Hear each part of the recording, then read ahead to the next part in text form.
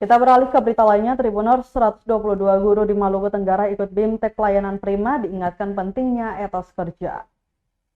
122 kepala sekolah jenjang TK, PAUD, SD, dan SMP di Kabupaten Maluku Tenggara, Malra, ikut bimbingan teknis pelayanan prima.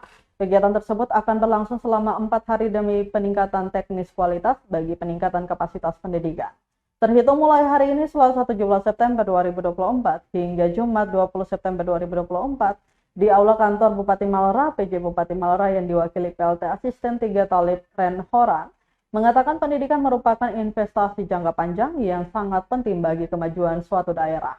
Asisten 3 Talib Ren Horan mengatakan, kepemimpinan dalam suatu organisasi merupakan faktor yang menentukan berhasil tidaknya suatu organisasi sekolah. Oleh karena itu, kepemimpinan sangat bergantung. Download Tribun X sekarang, menghadirkan lokal menjadi Indonesia.